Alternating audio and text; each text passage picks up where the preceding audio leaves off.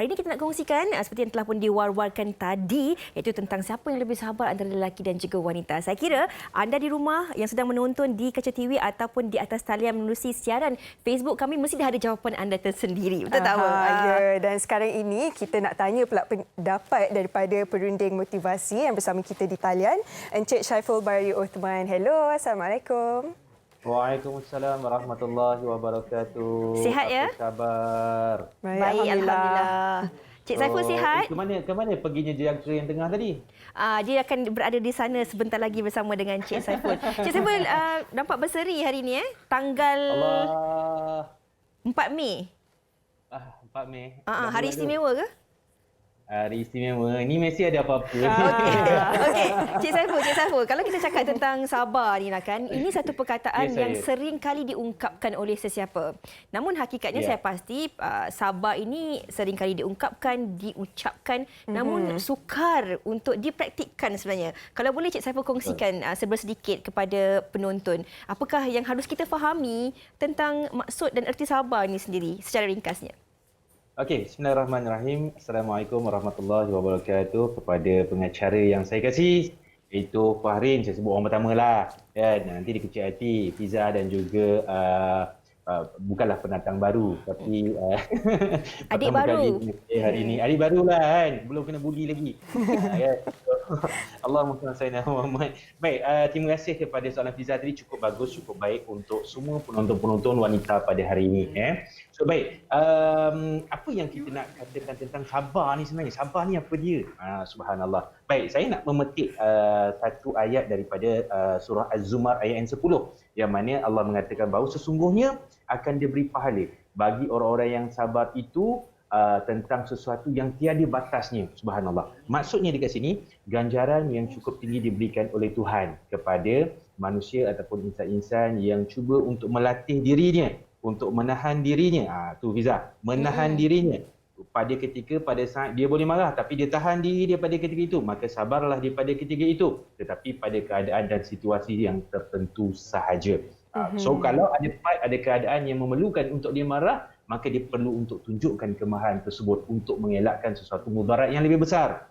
Itu tak jadi masalah. Namun di sini topik yang kita cuba bincang yang agak hangat pada ketika ini, Fiza, siapa sebenarnya yang lebih sabar ni? Lelaki ke perempuan? Sempatlah tadi dengar adik Wawa kita membawang, kadang lelaki ni betul lah dia tak sabar tunggu kalau orang perempuan bermakeup ni. Jawapannya betul. Alamak. Gender. Betul ya. So antara faktor-faktor Fiza, Wawa, lelaki, faktor-faktor yang mendorong kepada individu tersebut, sama ada dia boleh bersifat sabar ataupun tidak, dan sebaliknya. Kalau kita mengatakan bahawa kesabaran itu hanya terletak di bahu orang lelaki sebagai contoh, sebab saya lelaki pada ketika ini, maka itu tidak adil, kerana ada kalanya wanita bertindak lebih sabar pada orang lelaki, dan sebaliknya orang lelaki juga ada kalanya bertindak lebih sabar daripada orang wanita. Maka siapa yang lebih sabar, ianya sama ada lelaki ataupun perempuan, sebenarnya dia bergantung kepada keadaan ataupun situasi. Namun faktor-faktor yang mempengaruhi kesabaran seseorang tersebut antaranya dari sudut biologinya ataupun dari sudut gender itu sendiri. Saya ambil contohlah Wawa, Hawa. So perempuan ni dia lebih sabar dalam hal-hal yang detail, yang remeh berbanding lelaki. Yang macam tadilah, kacap-kacap, nak cantik-cantik semua tu kan. Perempuan memang betul. Biasanya suami akan tunggu dalam kereta, berapa jam lah mak awak nak bersiap ni kan. Contohlah. Kan? Dan contoh yang paling mudah musim-musim perayaan, cuma kali ini kita sambut agak berbeza sedikit. Yang paling mudah kalau shopping baju raya, kita dapat lihat bahawa kesabaran orang wanita ni, orang perempuan ni, demi untuk mencari harga yang berpatutan, dia sanggup move daripada satu kedai ke satu kedai ke satu kedai sampai habis dia pusing. Semata-mata nak cari beza harga, 2 pusing. Tengok kesabaran dia. Orang lelaki dia tak sabar. Betul. Kan? Orang lelaki tak apa dah yang ambil duit ni, abang jaga duduk kat rumah jaga anak-anak. Awak pergilah nak bershopping. Maknanya lelaki tidak sabar dalam keadaan yang sedemikian. Tetapi kalau dapat dilihat bahawa kebanyakan kebiasaannya, lelaki ini dia lebih sabar dalam menyelesaikan hal-hal yang lebih besar. Yang lebih orang kata yang dia nampak dekat situ memberi pulangan ataupun sesuatu yang dapatannya lebih besar lagi. Contoh, pembelian tanah, rumah, bangunan dan sebagainya. Kan dia banyak proses yang perlu dilakukan. Contoh, kalau nak beli rumah, banyak perkara yang nak diselesaikan. Orang perempuan tak sabar, bang, bila kita nak masuk rumah baru ni bang? Sabar, loan belum proof lagi. Nampak? So, di situlah yang menampakkan perbezaan gender di antara seorang lelaki dan orang perempuan. Orang perempuan memang itu kelebihan yang Tuhan anugerahkan kepada sifat mereka. Mereka lebih sabar dalam hal-hal yang detail, yang terperinci dan sebagainya. Saya tak boleh bayangkan, ya, memang tak akan terjadilah kalau kawan kita, sahabat kita Fahrin tu mengandung. Cuba bayangkan. Kita menganga kat sana. Melihat biji makan itu. Bagaimana seorang lelaki tersebut yang fitrahnya, yang Tuhan tidak akan letak kesabaran kepada diri dia, hal yang sedemikian. Tetapi Allah muliakan wanita dalam hal tersebut, ya, untuk memiliki kelebihan ataupun kesabaran tersebut. Ini yang kalau dari sudut biologinya ataupun dari sudut fitrah alamnya tentang kesabaran tersebut. Perbezaan, lelaki lain, perempuan lain. Okey, So, itu kalau itu faktor yang pertama. Tapi kalau usia pula, doktor, adakah bila seseorang itu semakin berusia, semakin matang buatkan dia lagi tinggi tahap kesabaran dia?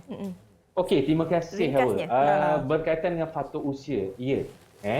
Ada kalanya kita pun sering mendengar pepatah mengatakan bahawa pengalaman adalah guru yang terbaik di dalam mendidik diri seseorang manusia tersebut. Subhanallah.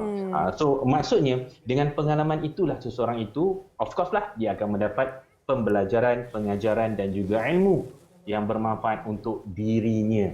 Dengan ilmu tersebut, dia akan membezakan ataupun dia akan dapat menentukan sesuatu perbuatan ataupun tindakan dia tersebut. Seandainya dia mengambil keputusan yang terburu-buru, apa natijahnya berdasarkan pengalaman. Seandainya dia mengambil keputusan yang orang kata dia bersabar, apa natijah ataupun kebaikannya berdasarkan apa? Pengalaman.